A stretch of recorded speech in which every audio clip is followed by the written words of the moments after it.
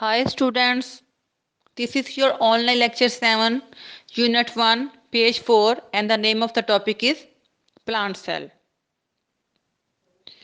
Page number 4 पे जो आपकी डायग्राम है वो आपकी प्लांट सेल की है और इसका जो फर्स्ट पॉइंट है वो है cell wall. This is the outermost covering of a plant cell. It is made up of a tough material called cellulose. It supports and protects the cell. Next है vacuole. Plant cells have one large vacuole found in the center of the cell. It is so big in plant cells that it occupies a large space and pushes the nucleus aside. Next points हैं cell membrane, cytoplasm, nucleus. The chloroplast is the organelle that is found only in plant cells. It contains green pigment called the chlorophyll, which absorbs the sun energy and helps the plant to make its food.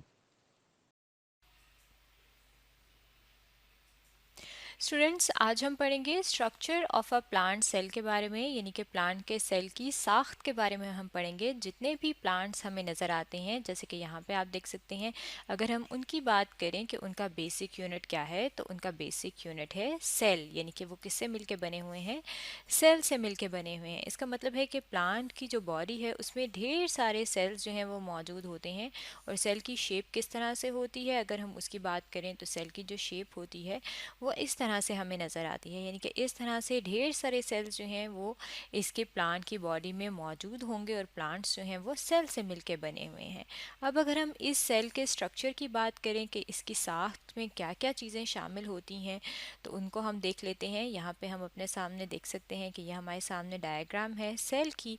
अब इस cell में सबसे पहले अगर हम बात करें इसकी शेप की कि इसकी शेप क्या है, तो इसकी शेप है रेक्टेंगल. रेक्टेंगुलर शेप का क्या मतलब है, मैथ्स में रेक्टेंगल शेप वो होती है जिसकी दो साइड्स की लंबाई जो है वो कम होती है और बाकी जो उसकी दो साइड्स होती हैं उनकी लंबाई ज़्यादा होती है. तो यहाँ पे आप देख सकते हैं ये वाली जो दो साइड्स हैं इनकी लंबाई कम है और ये वाली साइड और ये वाली जो साइड है जहाँ पे हमारा कर्सर है इसकी लंबाई ज़्यादा है. तो प्लांट सेल की शेप शक्ल क्या है, रेक्टेंगुलर है. अब अगर हम इसको स्टार्ट करें कि इसके अंदर क्या क्या चीज़ें मौजूद हैं, तो सबसे पहले हम यहाँ बाहर से स्टार्ट करते हैं. सबसे पहले आप यहाँ पे देख सकते हैं कि ये एक बाउंड्री मौजूद है. ये क्या है, ये बाउंड्री जो है अगर हम इसकी बात करें इसे क्या कहते हैं, इसे कहते हैं सेल वॉल. यानी कि ये क्या है, ये है सेल वॉल. और सेल वॉल जो है ये सबसे बाहर वाली लेयर होती है, यानी कि ये जो है ये सेल वॉल है. और इसका काम क्या होता है, ये जो प्लांट के सेल की शेप है रेक्टेंगुलर शेप, उसकी जो शक्ल है उसको मेंटेन रखती है, यानी कि इसको बरकरार रखती है सेल वॉल. और ये सेल वॉल जो है अगर हम बात करें कि किससे मिलके बनी होती है, तो ये मिलके बनी होती है सेलुलोज से. यानी कि सेलुलोज जो हैं ये मॉलिक्यूल्स हैं जो कि मिलते हैं और उनके मिलने से क्या बनती है, सेल वॉल बनती है. इसी तरह से सेल वॉल के अंदर अगर हम बात करें तो ये आपको नज़र आ रहा है कि एक और इसके अंदर आपको लाइन सी नज़र आ रही है, ये वाली. ठीक है, ये वाला जो लाइन है, ये वाली जो बाउंड्री है, अगर हम इसकी बात करें कि इसे क्या कहते हैं, तो ये है मेम्ब्रेन. और इसे क्या कहते हैं, इसे कहते हैं सेल मेम्ब्रेन. ठीक है, यहाँ पे हम इसको लेबल कर लेते हैं कि ये सेकंड वाली क्या है, ये है सेल मेम्ब्रेन. और इसका काम क्या होता है कि ये एक थिन कवरिंग मुहैया करती है. थिन कवरिंग कहते हैं एक पतली सी कवरिंग होती है जो कि सेल में मौजूद होती है. और इसका काम क्या होता है कि ये कंट्रोल करती है मुख्तलिफ़ किस्म के मटेरियल्स की मूवमेंट को, यानी कि कोई भी चीज़ जो कि अंदर या बाहर जाएगी उसकी हरकत को, उसकी मूवमेंट को कौन सी चीज़ कंट्रोल करती है, सेल मेम्ब्रेन. यानी कि यहाँ पे अगर हम कहें कि ये कोई हमारे पास मटेरियल है, कोई चीज़ है जिसने सेल के कहाँ जाना है, अंदर जाना है, या फिर अगर हम कहें कि कोई ऐसा मॉलिक्यूल है, कोई ऐसी चीज़ है जिसने सेल से बाहर आना है यहाँ पे, तो बाहर आने के लिए यानी कि उसकी जो मूवमेंट है वो कौन कंट्रोल करेगा, सेल मेम्ब्रेन कंट्रोल करेगा. ठीक है, अब ये जो दो बाउंड्रीज हैं जो कि सेल में मौजूद हैं, सेल वॉल और सेल मेम्ब्रेन, इनके अंदर अगर हम देखें तो ये जो आपको वाइट रंग का का नज़र आ रहा है ये क्या है, इसे कहते हैं कि ये है साइटोप्लाज्म। ठीक है, इसे क्या कहते हैं, इसे कहते हैं साइटोप्लाज्म। और साइटोप्लाज्म की अगर हम बात करें तो ये जेली की तरह का सब्सटेंस होता है। जिस तरह से जेली हम खाते हैं, अगर हम उसकी बात करें तो वो क्या होती है, वो थोड़ी सी क्या होती है, पानी से ज़रा थिक होती है।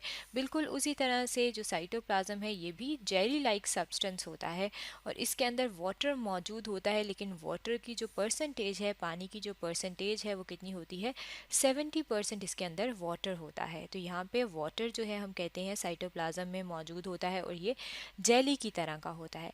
अब ये जो साइटोप्लाज्म है इसके अंदर अगर हम बात करें तो ये आपको मुख्तलिफ चीज़ें नज़र आ रही हैं। ठीक है, अब ये जो मुख्तलिफ चीज़ें हैं अगर हम इनकी बात करें तो सबसे पहले हम सबसे बड़ी जो चीज़ हमें यहाँ पे नज़र आ रही है इससे स्टार्ट करते हैं। ये जो सबसे बड़ी चीज़ आपको नज़र आ रही है ये क्या है, ये है वैक्यूल। इसको कहते हैं वैक्यूल। वैक्यूल जो है अगर हम इसके काम की बात करें कि ये वैक्यूल जो है करता क्या है, तो हम इसे कहते हैं वैक्यूल क्या है, वैक्यूल स्टोरेज एरिया है। स्टोरेज एरिया का क्या मतलब है कि ये स्टोर करता है चीज़ों को, और स्टोर किस किस चीज़ को करता है, ये स्टोर करता है पानी को और फूड को। ठीक है, यानी कि इसके अंदर जो भी पानी होगा और वाटर होगा और जो खुराक होगी वो इस वैक्यूल के अंदर क्या हो जाएगी, स्टोर हो जाएगी। ठीक है, और ये वैक्यूल जो है प्लांट के सेल में क्या होता है, एक ही है यानी कि सिंगल होता है, और लार्ज होता है यानी कि बड़ा होता है। इसके अलावा यहाँ पे आपको ये वाला जो सर्कल नज़र आ रहा है अगर हम इसकी बात करें तो ये क्या है, इसे कहते हैं न्यूक्लियस।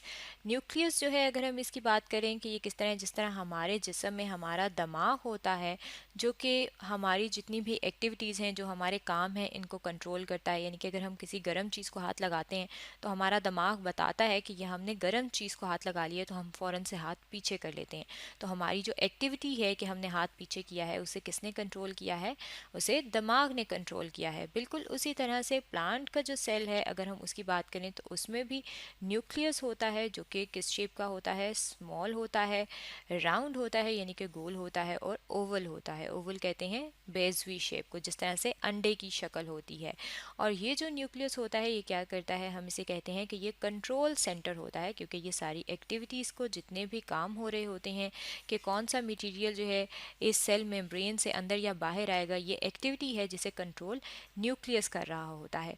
और इसी न्यूक्लियस के अंदर जो है यहाँ पे अगर हम बात करें तो क्या चीज़ मौजूद होती है, यहाँ पे मौजूद होते हैं थ्रेड लाइक स्ट्रक्चर्स, यानी कि धागे की तरह के स्ट्रक्चर्स मौजूद होते हैं जिन्हें कहा जाता है क्रोमोसोम्स। और ये जो क्रोमोसोम्स हैं इन्हें हम कहते हैं कि ये क्या हैं, ये हेरिडिटी मटेरियल हैं। हेरिडिटी मटेरियल का क्या मतलब है, हेरिडिटी मटेरियल कहते हैं विरासती मादे को।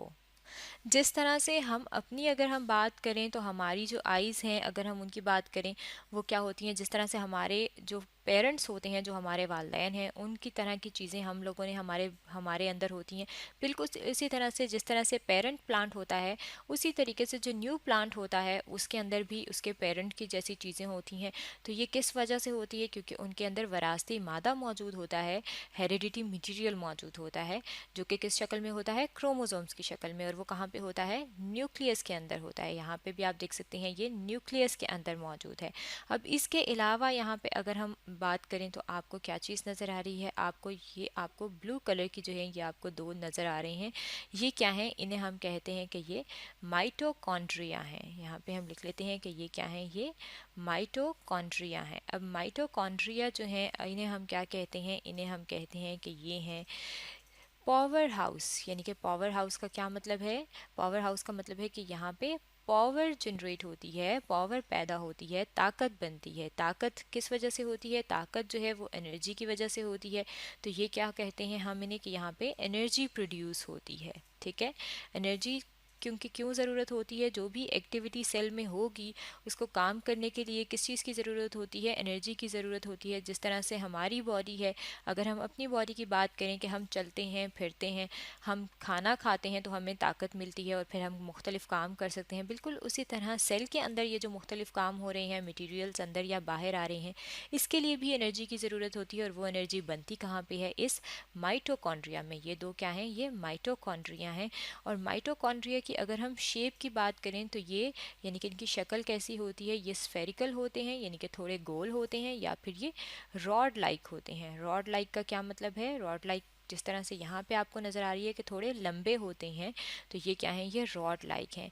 इसके अलावा इन माइटोकॉन्ड्रिया के अलावा अगर आप देखें तो ये आपको ग्रीन कलर की आपको यहाँ पे क्या नज़र आ रही हैं? डिस्क नज़र आ रही हैं, बहुत छोटी छोटी सी।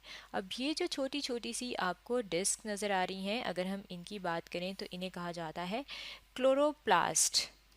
ये जो है यहाँ पे हम लेबल कर लेते हैं कि ये जो ग्रीन वाला है ये क्या है? ये क्लोरोप्लास्ट है। यहाँ पे आप देख सकते हैं कि ढेर सारे क्लोरोप्लास्ट जो हैं प्लांट के सेल के अंदर मौजूद होते हैं, जो कि बहुत छोटी छोटी डिस्क की शक्ल में मौजूद होते हैं। और ये जो क्लोरोप्लास्ट होते हैं इनके अंदर क्या होता है? इनके अंदर ग्रीन पिगमेंट होता है। पिगमेंट किसको कहते हैं? पिगमेंट कहते हैं किसी भी ऐसी चीज़ को जो कि कलर दे, रंग दे, उसे हम कहते हैं कि ये क्या है? ये पिगमेंट है। और इसके अंदर ग्रीन पिगमेंट होता है, यानी कि ऐसा सब्सटेंस होता है जो ग्रीन कलर देता है, और उसका नाम क्या है? उसका नाम है क्लोरोफिल।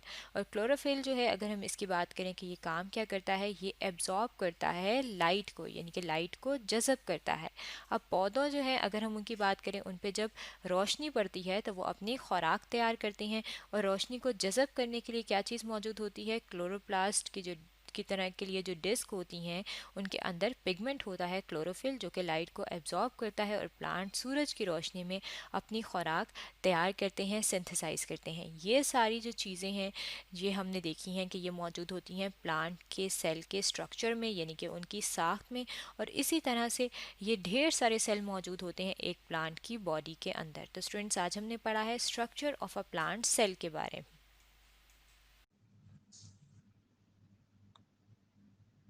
गाइस, ये था आपका lecture structure of plant cell के बारे में,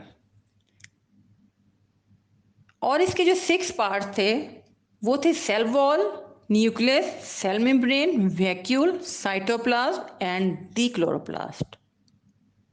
ओके, आपने इस वीडियो में 1 बाय 1 इनके फंक्शन भी देखे हैं कि प्लांट सेल में ये जितने इसके 6 पार्ट्स हैं इनके फंक्शन क्या हैं। ठीक, और साथ हमने ये देखा है कि वैक्यूल का साइज जो है वो प्लांट सेल में लार्ज होता है, राइट। अब आपका जो नेक्स्ट काम है वो ये है कि बेटा आपने इसकी डायग्राम को ड्रॉ भी करना है और आपने लेबल भी करना है। Revise this lecture. Now see you in the next lecture. Take care.